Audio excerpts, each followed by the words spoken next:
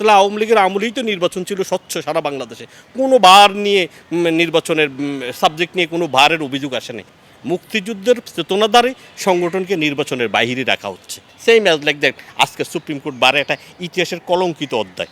মনোনয়নপত্র বাতিল যেটা করেছে, সেই মনোনয়নপত্র বাতিলটা যিনি করছেন তিনি বাতিল করার এখতিয়ার নাম্বার নেই।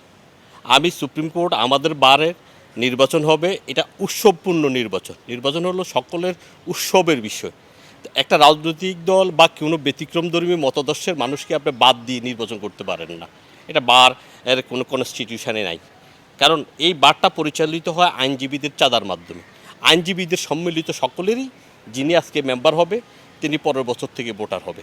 এটা হলো বিধান কনস্টিটিউশনে। তাহলে এখানে 25,000 ভোটার আছে, 25,000 ভোটারের ভোট দিয়ে এখনো ভোট হচ্ছে না। আগে দেখেন আপনি নির্বাচনী প্রিমিসেস যে এলাকায় সুপ্রিম কোর্টের যে প্রিমিস, এখানে কোনো নির্বাচনী কোনো আমেজ নাই, নাম্বার ওয়ান। কারণ এখানে স্বতঃস্ফূর্ত ভোটাররা আসে না। আজকে সকাল থেকে এই পর্যন্ত শুনলাম যে 800 ভোট কাস্টিং হয়েছে, এখন দিনের 3টা বাজে। ওদের কথা হয়তো বা বিকাল পর্যন্ত 1500 দেখাবে তারা। ঢাকা বারো ইলেকশন করেছে, ইলিগালি ইলেকশন করছে। গত 18 মাস দখলদারিত্ব অবস্থায় ক্ষমতা বসে আছে।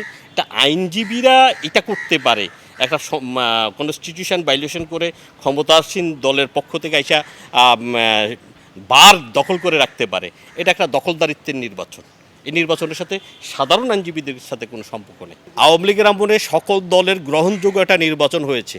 নির্বাচনে হয়তো বা ভোট কম পেয়েছে বেশি পেয়েছে সেটা ইজ অ্যানাদার ম্যাটার, কিন্তু কোনো রাজনৈতিক সংগঠন কোনো ভিন্ন মতধর্মের মানুষকে নির্বাচন থেকে বাইরে রেখে নির্বাচন হয়নি।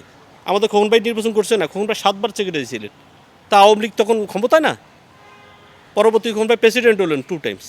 তাহলে সেখানে আওয়ামী লীগ তো উনি ছিলেন। যদি 5ই আগস্ট 24-এর পূর্বে খোকন ভাই প্রেসিডেন্ট ছিল, তো তখন কীভাবে ছিল সেক্রেটারি 7বার হলে কীভাবে? তাহলে আওয়ামী লীগের আমলেই তো নির্বাচন ছিল স্বচ্ছ সারা বাংলাদেশে, কোনো বার নিয়ে নির্বাচনের সাবজেক্ট নিয়ে কোনো বারের অভিযোগ আসেনি।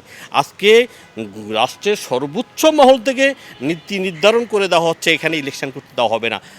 স্বাধীনতার প্রগতিশীল রাজনৈতিক সংগঠনগুলিকে, মুক্তিযুদ্ধের চেতনাধারী সংগঠনকে নির্বাচনের বাইরে রাখা হচ্ছে। এটা গত 18 মাস টেরোরিস্ট অ্যান্ড টেরোরিজমের প্রধান যখন ক্ষমতায় আসলো, ইউনুস গঙ্গেরা যখন ক্ষমতা আসলো, তখন এই বারগুলি দখলদারিত্বে চলে গেছে। এটা হলো 25,000 আইনজীবীর বার বাংলাদেশ সুপ্রিম কোর্ট, আর ঢাকা বার সেখানে 32,000 আইনজীবীর এশিয়া মহাদেশের মধ্যে বৃহত্তর বার, সেইটাকেও একই অবস্থা ধ্বংস করে দিছে। সেই ম্যাচ লাইক দ্যাট আজকে সুপ্রিম কোর্ট বারে একটা ইতিহাসের কলঙ্কিত অধ্যায়, যে সাধারণ আইনজীবীরা আমরা যারা ওকালতনামা কিনে আমাদের চাঁদা এই বার পরিচালিত হয়, সেখানে আমাদের ভোটার অধিকার থেকে বঞ্চিত করে রেখেছে।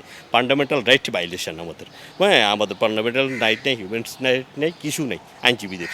এগুলি যারা করছেন এটা ওনাদের নিজেরা যেভাবে করেছেন, এটা ওনাদের হয়তো উপরস্থ কোনো নির্দেশিত হয়। কারণ সরকার বাহাদুর তো দেখে, যারা সরকারে আসেন তারা দেখেন না, জানেন না সুপ্রিম কোর্টের পরিস্থিতি কী। জেনে শুনেই তো ওনারা যদি মানসিকতা সম্পূর্ণ থাকতো, তাহলে তো সকলের ইলেকশানে গ্রহণযোগ্য নির্বাচন হতো। আওয়ামী লীগ ইলেকশানে আসলে হয় আওয়ামী লীগ জিততো না হারতো, তাতে কি সরকারে কি আসা যায়? বাংলাদেশের সাবেক প্রধানমন্ত্রী শেখ হাসিনার ক্ষমতা আমলে বিএনপি এখানে সেক্রেটারি নির্বাচিত হয়েছে, প্রেসিডেন্ট নির্বাচিত হয়েছে, তাতে কি সরকারের আসমান ভেঙে পড়েছে? পড়ে নেই, কিছু হয় নাই। তাহলে এখনও সেটা হইতো না। কিন্তু এই নির্বাচনটা পরিকল্পিত, টোটাল সাধারণ আইনজীবীদেরকে বিচ্ছিন্ন করে দিয়ে এই নির্বাচন হচ্ছে। এটা আমি আর দামির নির্বাচন, জামাত সহকারে এনসিপি সহকারে ওদেরকে দিয়ে এই নির্বাচনের সাথে আমাদের সাধারণ আইনজীবীদের কোনো সম্পর্ক নেই। এই নির্বাচনটি ইলিগাল, অবৈধ।